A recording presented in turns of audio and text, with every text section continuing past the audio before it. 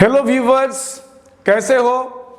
आज फिर आपके सामने में उस्मानी सर लेके आए आपका प्यारा सा उस्मानी सर चैनल में बहुत ही बेहतरीन सा टॉपिक जो क्लास 11th के लिए है और जिसका नाम है वेक्टर एडिशन एनालिटिकल मेथड।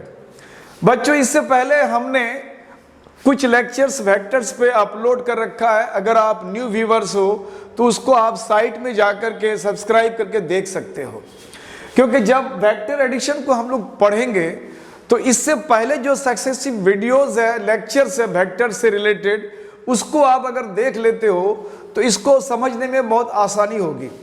और वेक्टर एडिशन में जब मैंने ग्राफिकल मेथड बताया था तो वहां मैंने बताया था कि किसी भी वेक्टर्स में दो चीज होता है नेसेसरीली, उसका मैग्नीट्यूड होता है और उसका डायरेक्शन होता है।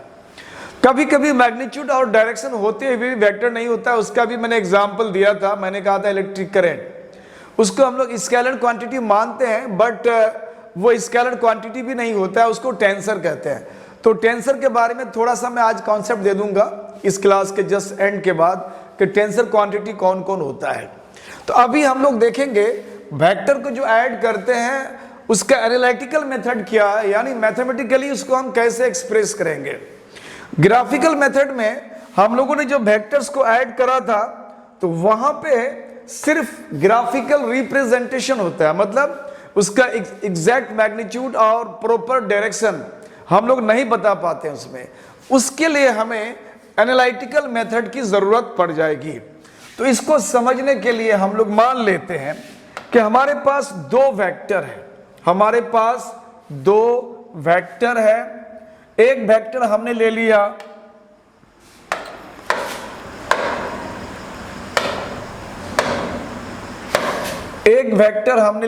ए और दूसरा वेक्टर हमने लिया लाइक दिस, दूसरा वेक्टर हमने लिया बी।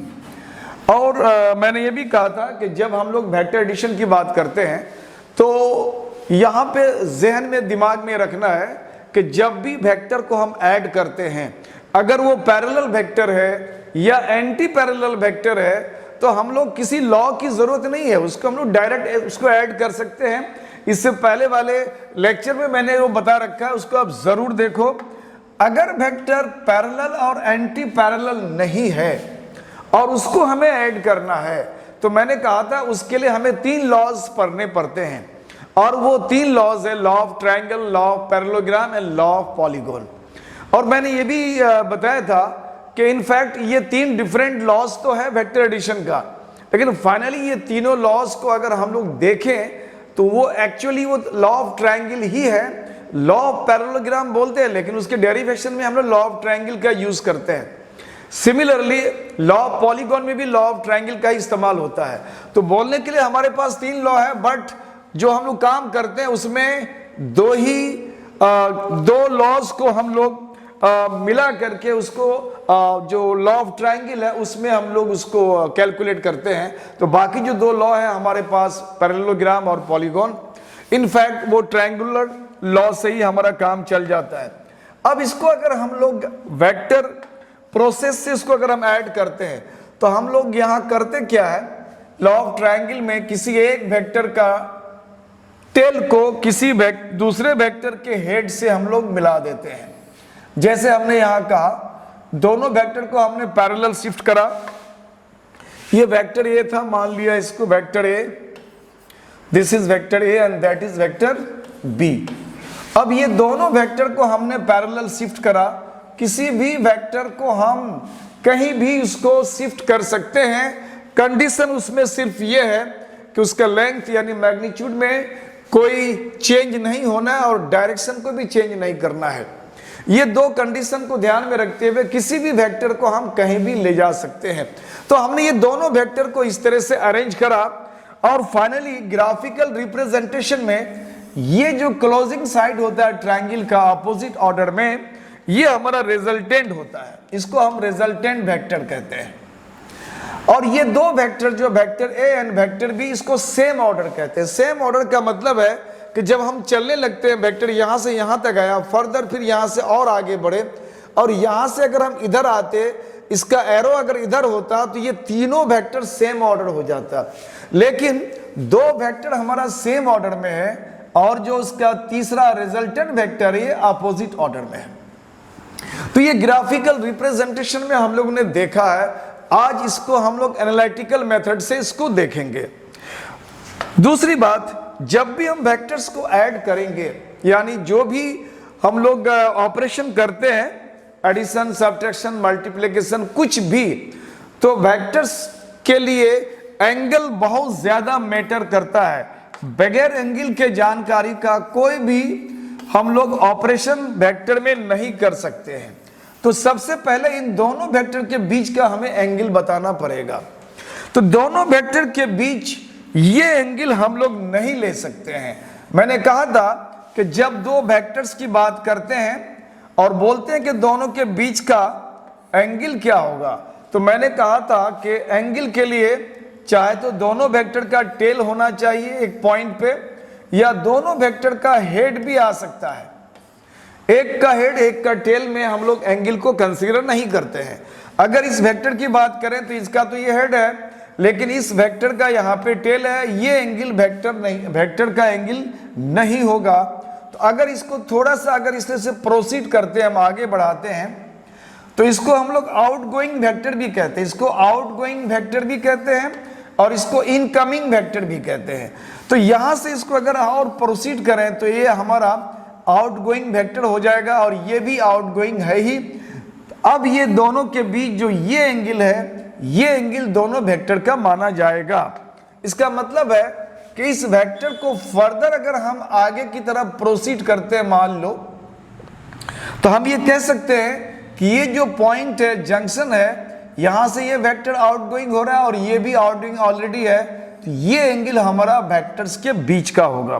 तो आपको प्रॉपर जो सिलेक्शन है वेक्टर्स के बीच के एंगल का, इसकी नॉलेज आपको होना चाहिए। अदरवाइज आप गलत एंगल ले लोगे तो डेरिवेशन आपका गलत हो जाएगा, पूरा रिजल्ट गलत हो जाएगा। अब ये angle between vectors A and B मिल गया। अब इसको थोड़ा सा हम लोग नाम दे देते हैं, कुछ इसको ले लेते हैं O, this is A and that is B. तो यहां हम लिख सकते हैं कि हमारे पास जो वेक्टर है O to A and this is vector A, and A to B and this is vector B, and O to B and this is vector R. ये हमारा वेक्टर नोटेशन आया। अगर हमें इसको सिर्फ मैग्नीट्यूड लेना है, डायरेक्शन की बात हमें नहीं करना है, तो सिंपली हम लोग इस ओए वेक्टर के साथ हम लोग मोड का यूज करते हैं। जब ये मोड का यूज करेंगे तो इधर भी मोड इस्तेमाल करना पड़ेगा, और जब दोनों का मोड को हटाते हैं तो सिंपली ओए लिखते हैं और इधर की तरफ ए लिखते हैं, एरो को हम लोग रिमूव कर देते हैं। यानी मॉड्यूलस का मतलब होता है वेक्टर का सिर्फ मैग्नीट्यूड, केवल उसका मैग्नीट्यूड। सिमिलरली अगर हम ए बी कर लेते हैं तो इसका सिर्फ मैग्नीट्यूड बी हो जाएगा, और ओ बी कर लेते हैं तो इसका मैग्नीट्यूड केवल आर हो जाएगा। और एंगल ए और बी वेक्टर्स के बीच जो एंगल बिटवीन वेक्टर्स है, angle between vectors A and B, ये एंगल हमने थीटा कंसीडर करा। तो इतना डेटा हमारे पास इन फिगर्स को देखते हुए हमें ले लेना है। फर्दर आगे हमें काम करना है, तो इसको अगर आप लिखना चाहते हो तो पॉज करके लिख सकते हो। अगर आपने पेन पेपर लेके बैठा है बच्चों, तो इसको पॉज कर लो और आराम से इसको लिख लो। मैं इसको करता हूं यहां से खत्म, तो दिस इज डिलीट कर दिया। अब आपको आगे का काम करना है। हमने क्या करा, यहां पे एक परपेंडिकुलर हमने डाला, दिस इज परपेंडिकुलर। ये जो वेक्टर है इसको हमने आउटगोइंग दिखाने के लिए, एंगल के लिए हमने आगे बढ़ाया, दिस इज परपेंडिकुलर, और इसको नाम देते हैं ओ ए बी सी नाम दे देते हैं। अब हमारे पास एक राइट एंगल ट्रायंगल है। इन राइट एंगल ट्रायंगल यानी समकोण त्रिभुज A B C, this is right angle triangle because this is 90 degree angle. अगर किसी ट्रायंगल का एक एंगल अगर हमारा 90 का होता है तो उस ट्रायंगल को हम लोग राइट एंगल ट्रायंगल कहते हैं। तो this is right angle triangle. अब इस राइट एंगल ट्रायंगल में हमें साइन और कॉस थीटा का वैल्यू निकालना है। तो साइन थीटा अगर निकालते हैं इस ट्रायंगल के लिए तो इसके लिए परपेंडिकुलर हो जाएगा BC अपॉन हाइपोटेन्यूज हो जाएगा AB। तो this becomes BC upon AB और BC AB का वैल्यू हमारे पास यहाँ ऑलरेडी मेंशन है B। अब B को अगर यहाँ मल्टीप्लाई कर दें तो ये हो जाएगा B sine theta equal to यहाँ BC आ जाएगा। सिमिलरली अगर यहाँ हमने cos थीटा लिया तो cos थीटा का वैल्यू हो जाएगा बच्चों बेस अपॉन हाइपोटेन्यूज। ये साइड हमारा बेस है यानी AC upon hypotenuse. Once again ये जो हमारा AB है जिसको कर्ण या हाइपोटेन्यूज कहते हैं AB and this is AC upon once again AB का वैल्यू B आ गया। अब इस B को इधर मल्टीप्लाई कर दें अगर हम तो ये हो जाता है B cos थीटा और इधर की तरफ आ गया AC। अब इन वैल्यूज को हम लोग थोड़ा सा मैथमेटिकल फॉर्म देते हैं। मैथमेटिकल फॉर्म का मतलब होता है हम लोगों ने जो क्लास 10 तक देखा है पाइथागोरस थ्योरम का यूज बहुत किए होंगे। तो पाइथागोरस थ्योरम में राइट एंगल ट्रायंगल में क्या होता है बच्चों? राइट एंगल ट्रायंगल में होता है कि जो 90 के अपोजिट साइड होता है जिसको हाइपोटेन्यूज कहते हैं, इसका जो स्क्वायर होता है बाकी दो साइड के स्क्वायर का सम होता है। एक को अगर परपेंडिकुलर दूसरे को बेस कहते हैं तो ये p square plus b square होता है। This is Pythagoras theorem. तो इस पाइथागोरस थ्योरम का यहाँ पे हम लोग यूज करने जा रहे हैं और यहाँ पे अब ट्रायंगल हम लोग ले लेंगे। यहाँ पे पाइथागोरस थ्योरम यूज करने के लिए ट्रायंगल OBC यहाँ लिखेंगे इन ट्रायंगल OBC। इस OBC ट्रायंगल में ये जो OB साइड है हमारा हाइपोटेन्यूज है OB स्क्वायर, ये हो जाएगा OC स्क्वायर और प्लस CB या BC स्क्वायर। OB को हम लोगों ने R बोला है तो ये this is R square OC square. इस OC को वंस अगेन हम कह सकते हैं O टू A और प्लस A टू C। ये दोनों मिला के हो गया हमारा OC। O to A and A to C दोनों को ऐड किया तो ये हो गया OC। स्क्वायर है तो स्क्वायर आ जाएगा और यहाँ पे BC स्क्वायर है। अब OA स्क्वायर, OA का वैल्यू यहाँ पे हमारा O से A ऑलरेडी हम लोग मान के चले हैं वेक्टर A था और मैंने जब कहा कि इसका सिर्फ मॉड्यूलस लेना है तो वो वेक्टर A से A हो जाता है। तो दिस इज A और AC का वैल्यू यहां से ले लेते हैं हम लोग। ये है B cos theta, this is B cos theta whole square है, होल स्क्वायर कर दिया BC स्क्वायर। BC का वैल्यू यहां से ले लेते हैं हम लोग और ये वैल्यू है B साइन थीटा स्क्वायर है तो B square sine square theta होगा। अब इस तरह से हमारा जो ये वैल्यू है इसको थोड़ा एक्सपेंड कर लो।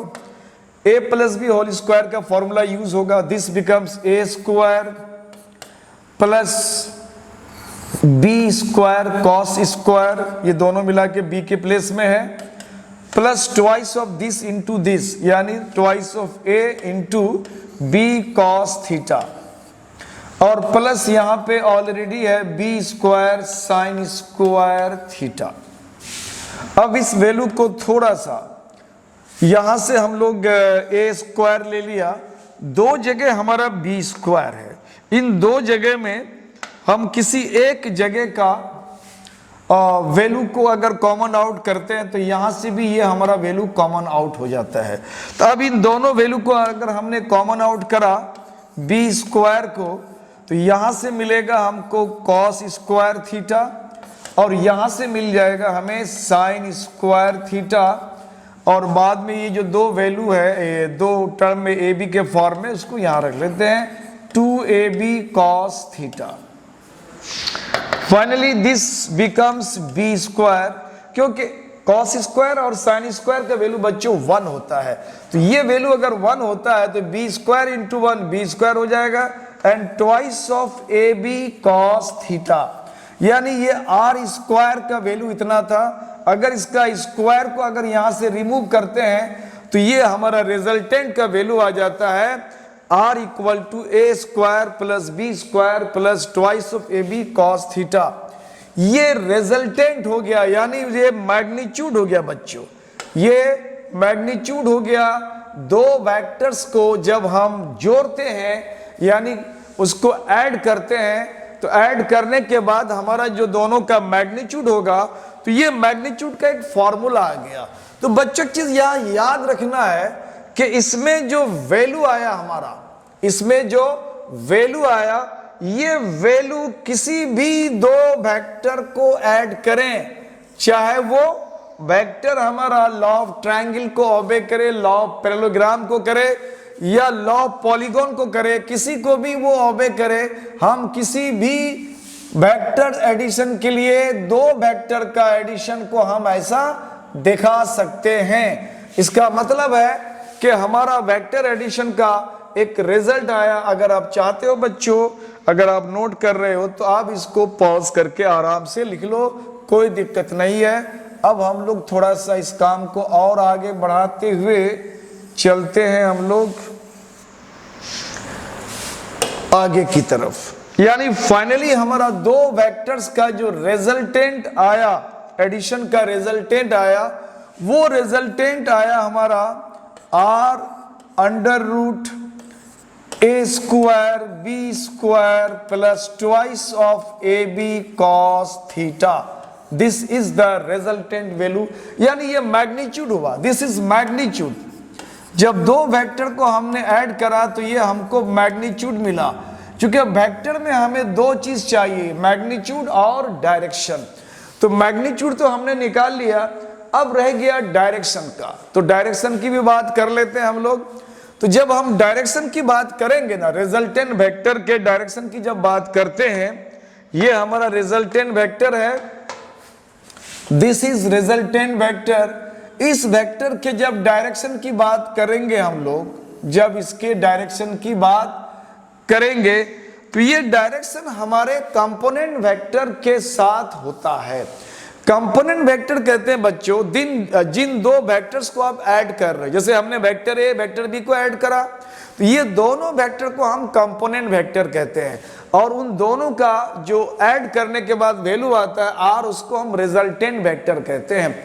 तो रिजल्टेंट वेक्टर का डायरेक्शन को जानने के लिए हमारे पास जो कंपोनेंट वेक्टर है ए और बी, उनके साथ उस रिजल्टेंट का क्या एंगल बनता है, उस एंगल को हम लोग डायरेक्शन के तौर पे यूज करते हैं। बोलेंगे कि वेक्टर ए के साथ इतने डिग्री एंगल पर है, या वेक्टर बी के साथ इतने डिग्री के एंगल पर है, यानी vector A vector B component के साथ पहले हम उसका एंगल की बात करेंगे।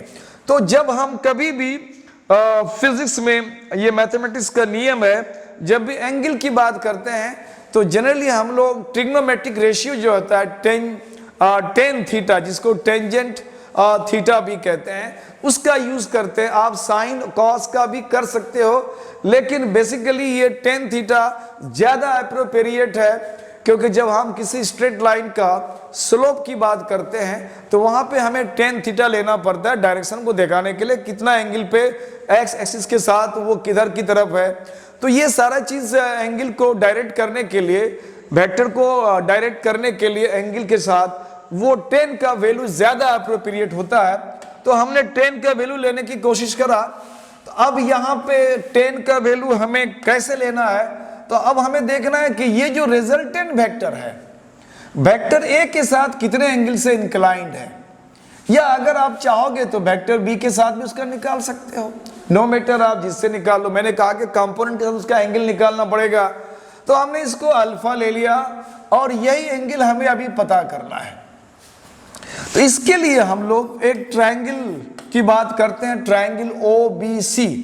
इन ट्रायंगल ओ बी सी इसमें हम 10 अल्फा लेते हैं, दिस इज 10 अल्फा। अगर इस ट्रायंगल का अगर हमने अल्फा में 10 लगा दिया तो 10 ऑफ दिस एंगल होता है परपेंडिकुलर, ये साइड हमारा परपेंडिकुलर हो जाएगा, यानी BC अपॉन बेस, बेस में आ जाएगा हमारा यहां से A to C। अब BC का वैल्यू हमें पता है, BC का वैल्यू हमें पता है, अभी कुछ देर पहले हम लोग निकाला, BC का वैल्यू होता है हमारा B साइन थीटा। तो यहां BC के लिए हम कर लेंगे B साइन थीटा। रही बात AC का, तो AC के वैल्यू को हम OA प्लस AC करते हैं। इस ट्रायंगल में हम लोगों ने OBC ट्रायंगल लिया 10 अल्फा। बच्चों ये 10 अल्फा होता है परपेंडिकुलर, ये हमारा परपेंडिकुलर है BC upon base, perpendicular upon base. बच्चों ये बेस हमारा O2C है, O2C, O2C नहीं है, इसको आपने गलत कर दिया सर, आप यहां पे O2C करना, दिस इज OC। ये पूरा यहां से यहां तक हमारा बेस है, क्योंकि हम इस ट्रायंगल की बात करते हैं, दिस ट्रायंगल। तो इस ट्रायंगल का ये बेस हमारा हो गया O2C। O2C की बात करेंगे तो पहले O2A होगा, यानी दिस इज A, अब प्लस A2C। A2C का वैल्यू यहां हम जानते हैं B cos थीटा होता है, तो ये हो गया हमारा B cos थीटा। अब ये tan थीटा की बात कर रहे हैं। अब यहां से अगर हम अल्फा की tan अल्फा की बात करते हैं, अगर यहां से हम अल्फा की बात कर लें सिर्फ एंगल का, तो इसको हम ऐसे भी कह सकते हैं, ये tan वैल्यू हमारा tan इनवर्स कहलाता है। ये mathematical tan inverse, sine inverse, cos inverse, inverse circular function एक मैथ में चैप्टर आता है, वहां से वैल्यू आता है। और अगर बायो के, प्योर बायो के स्टूडेंट हो तो तुम्हारे लिए यहीं तक इसको एंड कर देना, उसको दिखाने की जरूरत नहीं है। अगर वो दिखा दो सो मच सो गुड। अगर tan इधर कर देंगे, tan इनवर्स हो जाएगा B sine theta upon A plus B cos theta. तो ये हमारा एंगल जो है ये डायरेक्शन का काम करता है। इसका मतलब इसको हम कह सकते हैं कि जब दो वेक्टर्स को हमने ऐड करा, वेक्टर A और वेक्टर B, उन दोनों को ऐड करने के बाद ये रिजल्टेंट आया, ये रिजल्टेंट आया। इस रिजल्टेंट के बाद हमें उसके डायरेक्शन की बात करनी थी। तो डायरेक्शन के लिए मैंने कहा कि किसी भी कंपोनेंट वेक्टर के साथ उसका डायरेक्शन हम दिखा सकते हैं। तो हमने वेक्टर A यानी कंपोनेंट वेक्टर A के साथ उसका डायरेक्शन को दिखाने की कोशिश करा, वो अल्फा था, और 10 अल्फा के फॉर्म में इतना है, यानी अल्फा का वैल्यू इतना आता है। तो हम ये कह सकते हैं कि रिजल्टेंट वेक्टर जो है वो वेक्टर A के साथ अल्फा एंगल पर इंक्लाइंड है, और ये अल्फा का ये वैल्यू है। तो हम लोगों ने उसका डायरेक्शन दिखाने की बात करा, ये हमारा डायरेक्शन की बात कर रहा है, और ये हमारा मैग्नीट्यूड की बात कर रहा है। यानी ये जो हमारा एनालिटिकल मेथड है बच्चों, इस मेथड से दो वेक्टर को ऐड करने के बाद हमें दो चीज मिला, उसका मैग्नीट्यूड कितना होगा और उसका डायरेक्शन क्या होगा। तो बच्चों जब भी हम वेक्टर एडिशन की बात करेंगे एनालिटिकल मेथड में, तो आप उसको ज़हन में रखो कि आपको क्या क्या निकालने हैं। आंख बंद करके आप जो है लॉ ऑफ ट्रायंगल का यूज कर लो, लॉ ऑफ ट्रायंगल का ग्राफिकल रिप्रेजेंटेशन को दिखा दो, और आराम से ये डेरिवेशन हम लोग कर सकते हैं। तो अब बात ये हुई, क्या सिर्फ ये रिजल्ट, ये जो डेरिवेशन आया, क्या ये ऑब्लिक वेक्टर के लिए ही होगा, क्या पैरेलल या एंटी पैरेलल के लिए नहीं होगा? तो ये हमें देखना पड़ेगा, क्या ये बात ऐसा है। तो सबसे पहले हम देखते हैं, जब वेक्टर पैरेलल हो जाए, when A vector is parallel to vector B, जब दोनों वेक्टर पैरेलल हो जाएगा तो दोनों के बीच जो एंगल है बच्चों थीटा, वो 0 डिग्री हो जाएगा, वो 0 डिग्री हो जाएगा। अब अगर हमें इसका रिजल्टेंट की बात करना है, तो रिजल्टेंट क्या था हमारा, A square plus B square plus twice of A B cos theta, और थीटा हमारा यहां 0 डिग्री आ जाता है। तो अब ये वैल्यू कितना आ गया, ए स्क्वायर आ गया, बी स्क्वायर आ गया, ट्वाइस ऑफ ए बी, और कॉस 0 को 1 कहते हैं। और अगर इसको देखा जाए तो ये A square plus B square plus twice of A B को हम कह सकते हैं A plus B whole square, और ये स्क्वायर के साथ इस स्क्वायर रूट को हम लोग कैंसिल करते हैं तो ये ए प्लस बी हो जाता है। ट्रेडिशनली ये माना जाता है कि ये जो हमारा स्क्वायर रूट है, ये स्क्वायर रूट है, दिखा देता हूं मैं, ये जो स्क्वायर रूट है जिसको हम लोग रेडिकल करनी चिन्ह भी कहते हैं, इनफैक्ट उसका मतलब होता है पावर हाफ, और पावर टू पावर मल्टीप्लाई होता है तो ए प्लस बी ऑलरेडी पावर 2 है और होल पावर हाफ है, कैंसिल हो जाता है तो इसको हम लोग ए प्लस बी कहते हैं। यानी इसका रिजल्टेंट हमारा क्या हो गया, दोनों वेक्टर्स के लिए बीच में जो हमारा दोनों वेक्टर्स को अगर हमने पैरेलल मान लिया तो पैरेलल मान लेने से हमारा वैल्यू कितना आया, रिजल्टेंट मैग्नीट्यूड कितना आया, तो रिजल्टेंट मैग्नीट्यूड आ गया हमारा दोनों वेक्टर के मैग्नीट्यूड का सम, यानी ये जो आर मैग्नीट्यूड आया दोनों वेक्टर ए और बी के मैग्नीट्यूड का डायरेक्ट सम आता है जब वेक्टर हमारा पैरेलल होता है। अब रही बात इसके एंगल को भी जान लेते हैं, दो वेक्टर पैरेलल है तो ये उसका मैग्नीट्यूड आ गया, यानी दोनों को ऐड करने के बाद उसका ये मैग्नीट्यूड आ गया। अब फिर उसका डायरेक्शन की बात करते हैं। अभी मैंने कहा कि डायरेक्शन के लिए हम लोग क्या करते हैं, हमने कहा कि ए के साथ कोई वेक्टर ए है, उसके साथ उन्होंने अगर एंगल अल्फा सबटेंड करा रिजल्टेंट हमारा, तो उस टेन अल्फा का वैल्यू अभी हमने कहा कि हम लोग लेते हैं बी साइन थीटा अपॉन ए प्लस बी कॉस थीटा। बच्चों यहां पे जो एंगल है हमारा, एंगल है 0 डिग्री, तो साइन यहां पे 0 डिग्री करेंगे, साइन 0 0 हो जाता है, और यहां पे ए प्लस बी, और ये जो वैल्यू हमारा कॉस 0, यानी यहां भी 0 रखेंगे, कॉस 0 1 आ जाता है। अगर हमने 0 से मल्टीप्लाई करा किसी को 0 डिवाइडेड समथिंग 0, यानी दोनों के बीच हमारा एंगल 0 है। तो टेन अल्फा अगर 0 आ गया तो अल्फा का वैल्यू भी क्या हो जाएगा, 0 हो जाएगा, क्योंकि टेन 0 0 होता है। तो हम लोग ये जानते हैं कि जब दो वेक्टर्स आपस में पैरेलल हो, दोनों अगर पैरेलल हो, दोनों के बीच का एंगल को हम लोग क्या कंसीडर करते हैं, 0, या अपने आप ये वैल्यू हमारा रिजल्ट आ जाता है। यानी दो पैरेलल वेक्टर का एडिशन में डायरेक्ट उन दोनों के मॉडुलस को जोड़ देना है, that is the resultant modulus, और सो फार एज द एंगल दोनों के बीच में 0 आता है तो फॉर्मूला से भी हमारा ये एंगल 0 आ जाता है।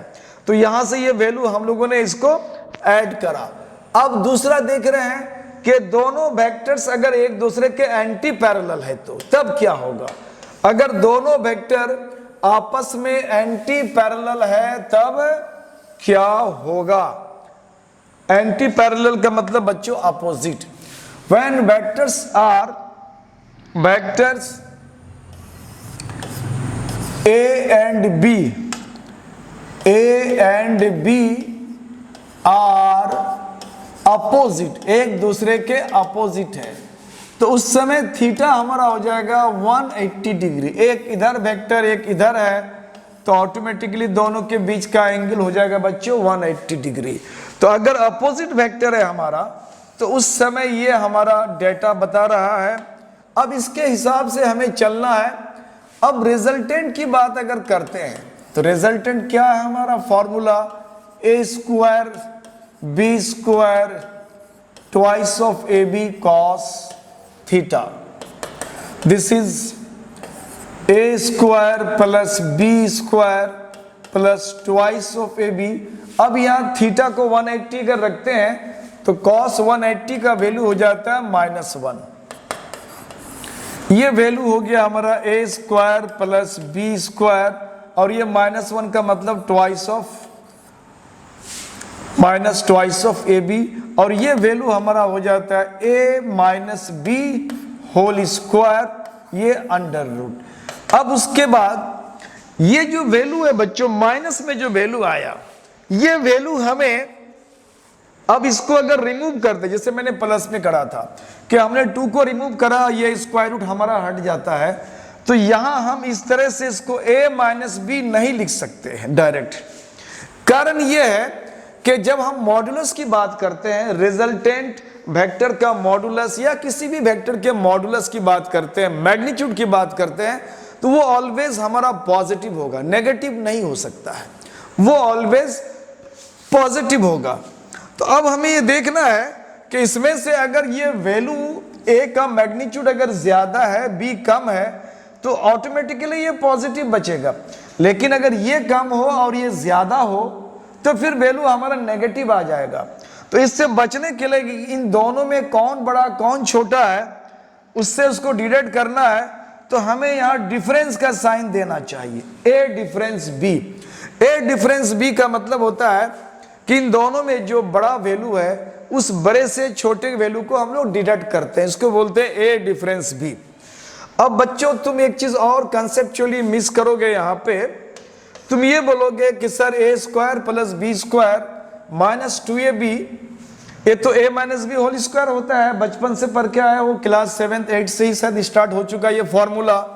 नो मैटर, बिल्कुल ऐसा लिख सकते हो आप। लेकिन हम लोग ये भी जानते हैं कि अगर हमने a minus B whole square करा तो इसको b minus A whole square भी कर सकते हैं, क्योंकि इसका जब डेरिवेशन होगा तो a square plus B square minus 2ab होगा, और इसका जो डेरिवेशन होगा वो b square plus A square minus 2ba होगा। अब बच्चों ये बताओ कि a square plus B square में अगर हमने a स्क्वायर को पहले लिखा और उसके बाद b स्क्वायर लिखा, माइनस 2ab कहो या 2ba कहो, दोनों एक ही बात है, दोनों मल्टीप्लाई है, 2 इंटू 3 या 3 इंटू 4, 4 इंटू 3, बात एक ही है। यानी ये वैल्यू और ये वैल्यू हमारा सेम आता है, यानी a minus B whole square can be written as b minus A whole square. आपने बच्चे क्लास में पढ़ा होगा। अगर आपको लगे कि a का वैल्यू हमारा बड़ा है, b छोटा है, तो बिल्कुल a माइनस बी रहने देना है। अगर आपको लग रहा है कि नहीं b बड़ा है और ये छोटा है, तो आप यहाँ b माइनस ए कर सकते हो, और अगर यहाँ नहीं करोगे तो डायरेक्ट यहाँ a डिफरेंस b कर दो, मामला ही खत्म हो जाता है। तो यहाँ आपको क्या मिल गया, यहाँ आपको रिजल्टेंट मिल गया, आराम से इसका रिजल्टेंट मिल गया। दूसरा ये है कि अगर आपको यहाँ पे एंगल की बात करनी है तो आप एंगल को भी आप यहाँ से निकाल सकते हो, tan अल्फा से। अभी जो मैंने बताया उससे आप tan अल्फा से एंगल भी निकाल सकते हो। एंगल का मतलब है जो आपका रिजल्टेंट वेक्टर है r, उसका डायरेक्शन की बात हम लोग यहाँ भी कर सकते हैं। तो इस तरह से अगर हम कहेंगे कि दो वेक्टर्स अगर हमारा पैरेलल है और दो वेक्टर्स हमारा अपोजिट एंटी पैरेलल है, तो उनका रिजल्टेंट का ये वैल्यू आया। अब हमें थोड़ा सा एक और वेक्टर देख लेते हैं। मान लो वेक्टर्स हमारा परपेंडिकुलर है, suppose that vectors are perpendicular to each other. कोई दिक्कत नहीं है, जब वेक्टर्स परपेंडिकुलर होगा तो दोनों के बीच जो एंगल होगा हमारा वो एंगल हो जाएगा, अगर ये परपेंडिकुलर वेक्टर है तो थीटा हो जाएगा यहाँ पे 90 डिग्री। उस समय रिजल्टेंट का वैल्यू हो जाएगा under root A square B square twice of A B cos theta. अब यहाँ पे under root A square B square twice of A B और कॉस थीटा का मतलब हो गया 90 डिग्री, और कॉस 90 का वैल्यू 0 हो जाता है। तो यहाँ पे ये वैल्यू हो गया हमारा A square plus B square और ये पूरा 0 हो जाता है। तो इस समय रिजल्टेंट का वैल्यू हमारा इतना आता है। इसका मतलब है कि किसी भी दो वेक्टर्स के एडिशन के लिए आप एक ही फॉर्मूला याद रखना है, उसके लिए कुछ और फॉर्मूला की तरफ नहीं जाना है। यानी दो वेक्टर्स को मैं शॉर्ट कर देता हूं, एनी टू वेक्टर्स वेक्टर्स, आपके पास कोई भी दो वेक्टर्स हो, वेक्टर ए एंड बी, हो सकता है कि दोनों पैरेलल हो, मे बी के दोनों अपोजिट हो, मे बी के ऑब्लिक हो, मे बी के एक दूसरे पर परपेंडिकुलर हो, या एक्यूट एंगल में हो, इवन के ऑब्ट्यूज एंगल में भी हो, किसी भी एंगल में हो, हम लोग आराम से इन वेक्टर्स के एडिशन में उसका रिजल्टेंट यानी मैग्नीट्यूड और उसका डायरेक्शन आराम से निकालेंगे। इस फॉर्मूला को आपको याद रखना है, यानी ये हो गया A square B square twice of A B cos theta, this is magnitude, और डायरेक्शन के लिए मैंने कहा tan ऑफ एंगल लेते हैं किसी भी कंपोनेंट के साथ। आपने अल्फा के साथ वेक्टर ए के साथ ले रखा है, तो हमने कहा था यहाँ b sine theta upon a plus b cos theta. अगर आपने कंपोनेंट b के साथ मान लिया, ये हमने शुरू से बता रहा कि ये जो हमारा रिजल्टेंट है ये वेक्टर हमारा a था, और इसके साथ हमारा रिजल्टेंट r का जो एंगल था ये अल्फा था। उसके बाद हमारा इसमें एक वेक्टर और भी है b के साथ भी ये एंगल हम बता सकते हैं। मान लो b के साथ इसका एंगल अगर बीटा आ गया, कंपोनेंट वेक्टर b के साथ अगर बीटा एंगल आ गया तो कुछ नहीं है, इस वैल्यू को खाली एक्सचेंज कर देना है। जैसे यहाँ पे अगर हमने 10 बीटा करा, तो अब यहाँ पे जहाँ a है वहाँ b कर देना है, बस इतना ही करना है। जैसे यहाँ b है तो हम यहाँ a कर देंगे, बाकी सब एज इट इज रहेगा। अब इसको b करेंगे और इसको यहाँ पे a कर देंगे। तो किसी भी, यानी ये वेक्टर a के साथ r का एंगल, यहाँ पे वेक्टर a के साथ, और r का एंगल या डायरेक्शन वेक्टर b के साथ, ये हम लोगों ने दोनों देख लिया। दोनों में से किसी का भी आप इस्तेमाल कर सकते हो। तो ये हुआ हमारा वेक्टर्स एडिशन का एनालिटिकल मेथड। इसमें कुछ प्यारा प्यारा क्वेश्चंस है जो नीट लेवल का होता है, जो मैं उस सेक्शन में बताऊंगा। इस तरह से आप हमारे साथ बने रहें। तब तक के लिए आप दीजिए उस्मानी सर को परमिशन, और आप जो है हमारे इस चैनल को देखिए, आप इसको पॉज करिए, आप इसका नोट्स बनाइए, इससे रिलेटेड आपको जो भी न्यूमेरिक्स बनता है उसको आप सॉल्व कीजिए, देखिए। अगर आपको कहीं दिक्कत होता है तो आप कमेंट सेक्शन में जाके हमारे ग्रुप से, हमारे टीम से